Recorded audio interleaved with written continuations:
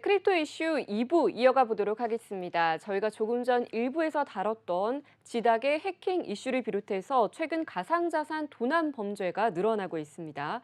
블록체인 분석 업체에 따르면 지난해 가상자산 도난 범죄가 전년 대비 무려 7%나 상승을 했다고 하는데요. 이 문제는 디파이에서의 해킹 및 자금 세탁이 더 빈번하게 일어나고 있다는 겁니다. 자, 그래서 오늘 크립토 이슈 2부에서는요, 디파이 규제와 관련한 자세한 이야기 나눠보겠습니다. 네, 이 시간 도움 말씀 주실 분 소개해드리겠습니다. 디센트 법률사무소 진현수 변호사와 함께하겠습니다. 어서 오세요. 안녕하세요. 네, 자 먼저 오늘 자세한 이야기 나눠보기 전에 디파이란 무엇인지 좀 자세하게 먼저 정의를 내려주시면 되겠습니다. 디파이라는 게 탈중앙화 금융으로 보통 우리가 알고 있죠. 네, 맞습니다. 디파이는 이제 탈중앙화 금융 시스템을 일컫는 말로 정부나 기업 등 이제 중앙기관의 통제 없이 인터넷 연결만 가능하면 이제 블록체인 기술로 다양한 금융 서비스를 제공하는 것을 말합니다. 이제 다만 이제 진정한 탈중앙화라는 개념은 매우 추상적이고 업계에서도 이제 통용되고 있는 디파이라는 단어도 사실은 이제 중간자, 즉 거래 플랫폼이나 지갑 사업자가 존재할 수밖에 없습니다. 결국에는 이제 탈중앙화는 중간자, 즉 정부나 기업의 개입을 최소화해서 이제 최대한 개인 간의 거래를 이제 추구하는 P2P 방식을 지향하는 금융 시스템을 의미한다고 할 것입니다. 네, 자 그렇다면 디파이의 구체적인 사례는 어떤 것들이 있나요? 네, 디파이의 예시로는 탈중앙화 거래소가 있습니다. 네. 탈중앙화 거래소의 대표적인 예는 이제 NFT 거래소로 우리나라에도 잘 알려진 오픈시라는 네. 플랫폼이 있습니다. 세계 최대 NFT 거래소로 알려져 있죠. 맞습니다. 네. 뿐만 아니라 이제 잘 알려진 클레이튼이나 위믹스 같은 생태계에서도 탈중앙화 방식을 활용한 코인 거래소 등 이제 여러 서비스를 제공하고 있습니다. 네. 또한 국내에 잘 알려진 테라루나 네. 또 사실은 탈중앙화 금융 시스템으로 가장 이제 인기를 끈 것이었습니다. 네. 테라 생태계에는 이제 수많은 프로토콜과 디앱이라고 불리는 탈중앙화 어플리케이션이 존재하는데요. 이제 전통 금융 시스템에서 제공되는 여러 가지 금융 서비스를 차용하거나 더 발전시켜서 서비스를 제공하고 있습니다. 네, 이렇게 해서 디파이의 자세한 사례 들어봤고요. 그렇다면 이 디파이는 일반 가상자산 거래소와 어떤 차이점이 있나요? 네, 이제 탈중앙화 거래소 이제 이거는 영어로 그리고 업계에서는 DEX라고도 불리는데 네. 중앙화 거래소는 이제 CEX, 센트럴라이즈드 아니면 디센트럴라이즈에 따라서 달리는데 네. 예컨대 업비트 같은 거래소 같은 경우에는 이제 실명 인증을 하고 계정을 만들어서 실물 코인의 이동이라고 볼 수 없는 이 장부상 거래를 하는 반면에 탈중앙화 거래소인 덱스는 개인이 관리하는 지갑을 연결해서 실물 코인의 교환이 실제로 이루어지게 됩니다. 네.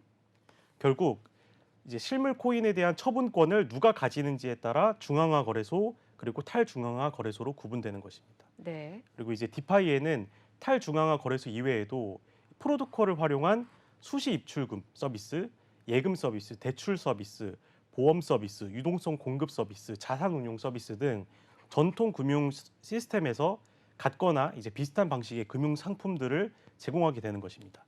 예컨대 테라 루나에서는 앵커 프로토콜이라는 금융 상품이 있었는데 여기에서는 이제 이용자들이 특정 코인을 예치를 하면은 우리 테라 루나 같은 경우에는 UST였죠. 네. 그에 따른 보상으로 연 20% 이율에 가까운 이자 또는 배당 또는 용역 수익을 지급했고 수시로 입출금을 할 수 있게 해놨습니다. 또 다른 예시로는 특정 코인과 스테이블 코인을 결합하고 이제 유동성 공급자에게 거래 수수료를 분배한 형태의 금융 상품도 있습니다.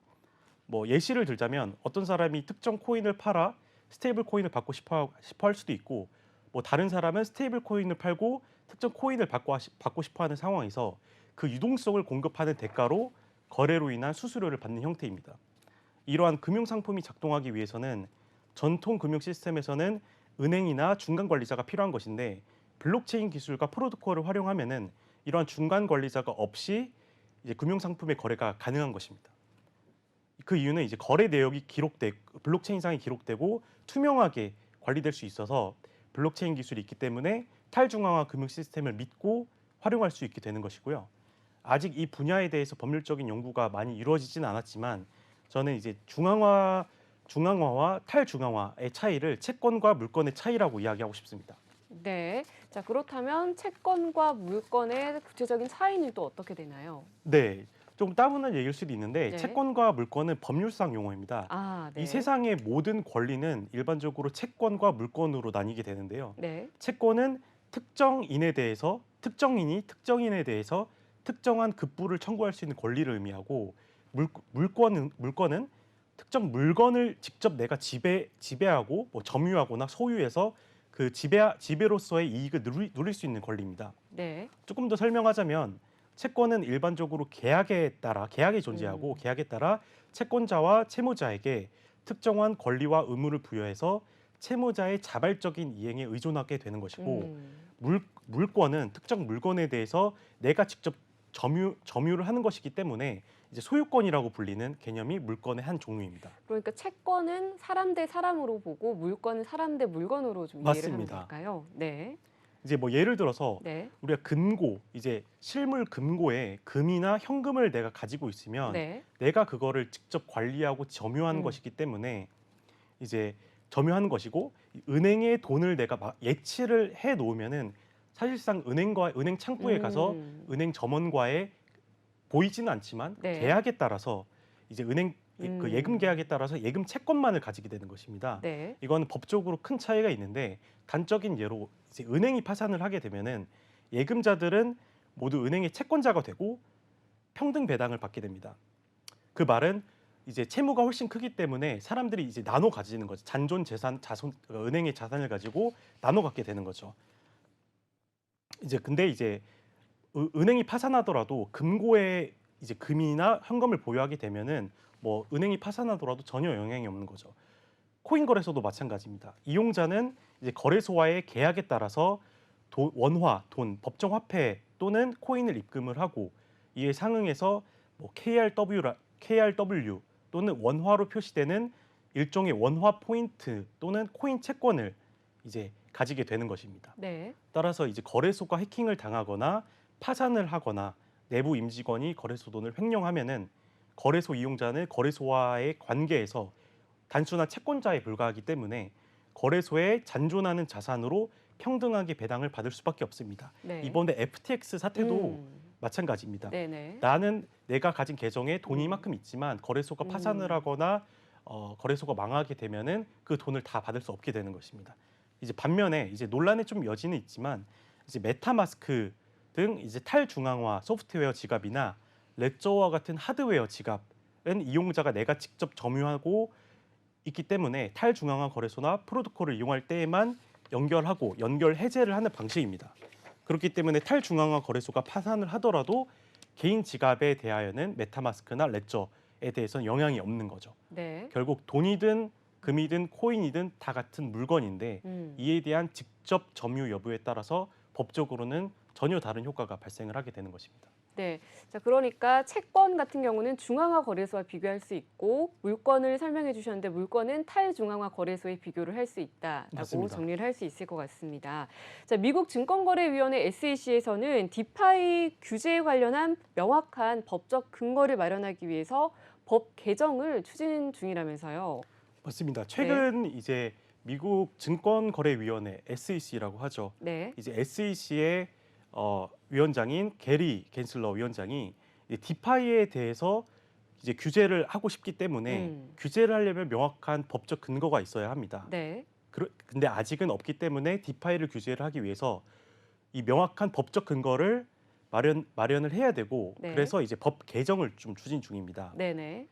그렇기 때문에 이제 디파이도 결국에는 중간자인 거래 플랫폼을 홍보하고 운영하는 자가 있을 수밖에 당연히 없죠. 음. 뭐 예컨대 탈중앙화 거래소에서 거래의 당사자가 개인 대 개인, 즉 P2P라고 하더라도 이와 같은 거래의 장을 만들어준 회사가 있다는 것입니다. 네. 그리고 탈중앙화 지갑도 마찬가지로 결국에는 그 지갑을 만든 사람이나 회사가 존재할 수밖에 없다는 거죠. 네.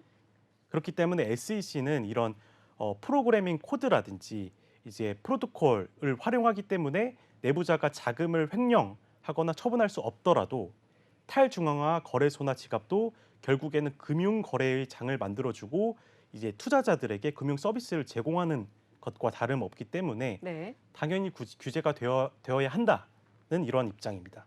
그래서 결국에는 이제 미국의 거래법 이제 익스체인지 액트라고 하는데 이게 1934년도에 만들어진 굉장히 오래된 법입니다.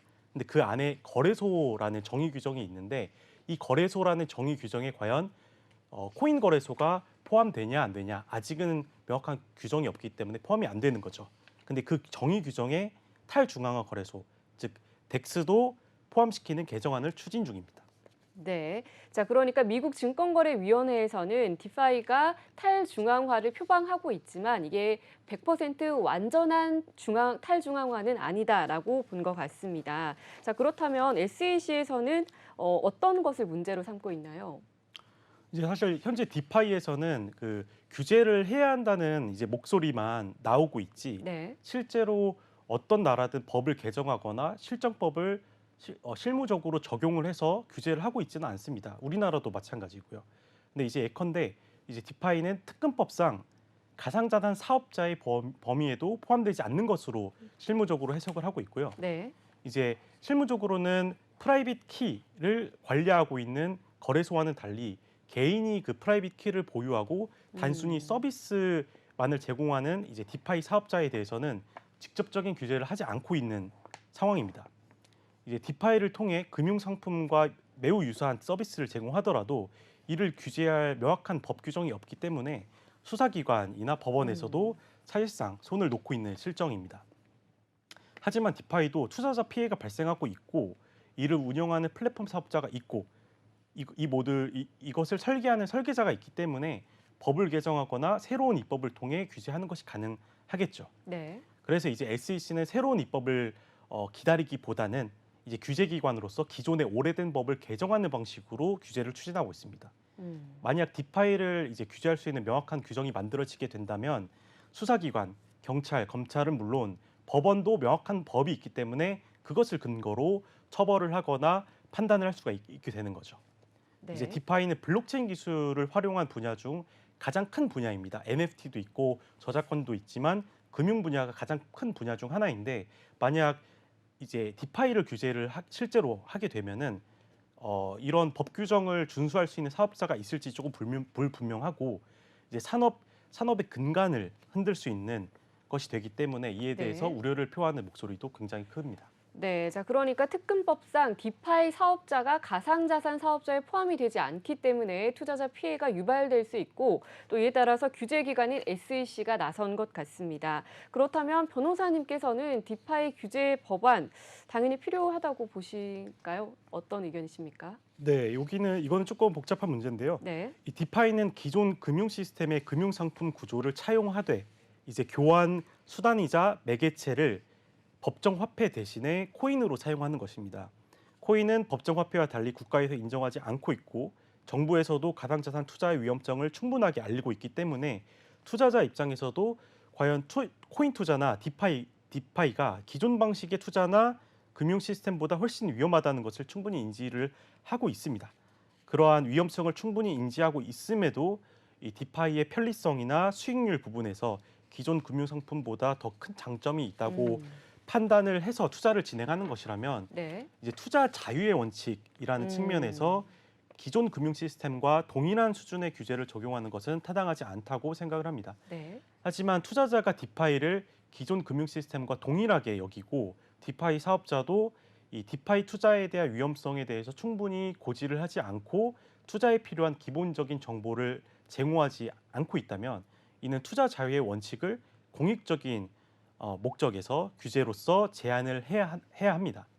하지만 규제를 하더라도 이제 해킹을 방지하기 위한 규제라든지 공시 의무를 부과한다든지 시세 조종, 내부자 거래 등과 같이 최소한의 규제만을 적용하는 것이 이제 옳은 방향이라고 생각을 합니다.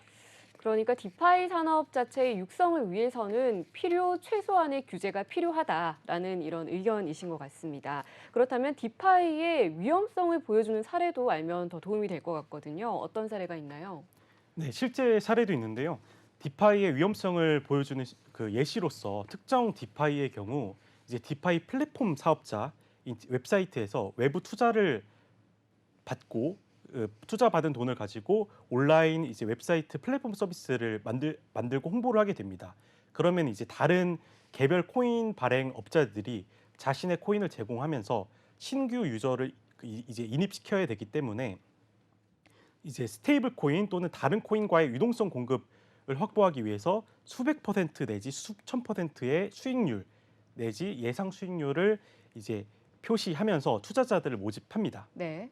뭐 예컨대 특정 코인의 유동성을 확보하기 위해서 특정 코인과 스테이블 코인을 묶어서 투자자가 A 코인을 50% 매수하고 스테이블 코인 50%를 가지고 있는 50%를 제공을 해서 예치 또는 스테이킹을 하게 됩니다.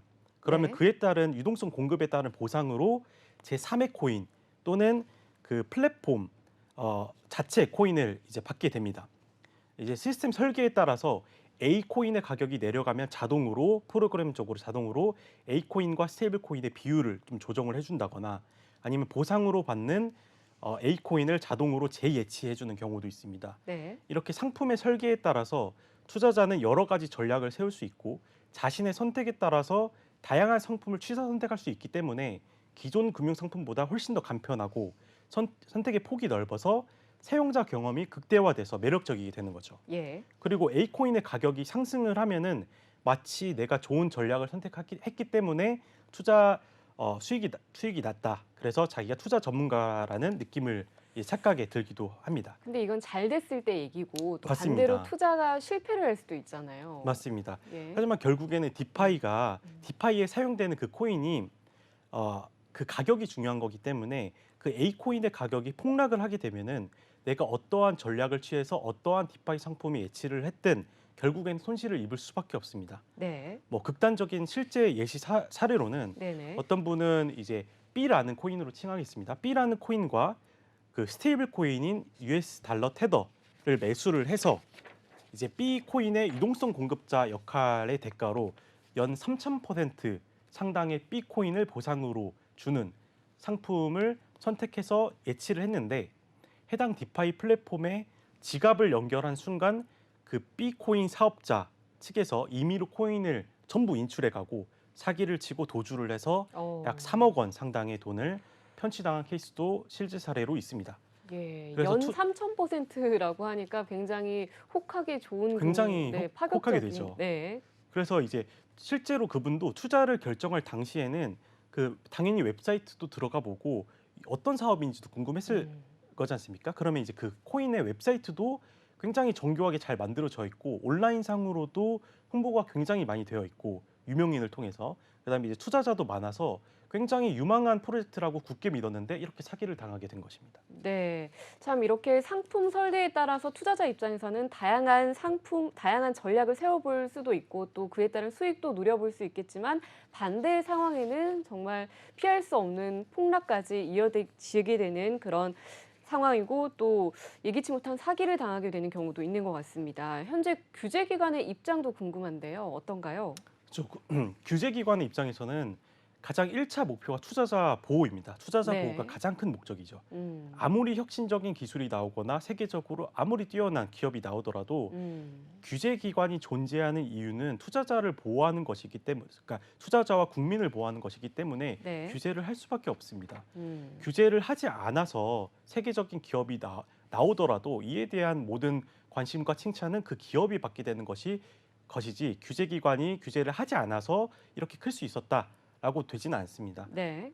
하지만 반대로 규제를 하지 않아서 테라루나와 같은 사태가 발생을 하면은 이에 대한 책임은 결국에는 규제기관, 이제 정부가 지게 될 수밖에 없고 이는 곧 정치 그리고 정책적 판단에도 영향을 미치게 되는 것입니다. 네. 그렇기 때문에 규제기관 입장에서는 이 디파이라고 하는 것을 규제하는 것이 어찌 보면 당연한 것이고요. 네. 그리고 법원도 마찬가지입니다. 예. 이번 위믹스나 페이코인 가처분 사태에도 비슷한 맥락인데 특정 코인 사업자가 어떤 행위를 하거나 아니면은 규제기관으로부터 뭐 특근법상 가상자산 사업자 변경 신고 거부 처분을 받았을 때 거래소는 내부 규정에 따라서 재량으로 상장 폐지를 시킬 수 있고요. 네. 이에 대해서 불만을 가진 코인 사업자가 이제 법원에 소제기를 했는데 이를 법원을 판단을 해야 하지 않겠습니까? 네. 그랬을 때 법원의 입장에서는 혹시라도 이 위맥스나 페이코인, 코인 사업자한테 유리한 판결을 내려서 상장 폐지를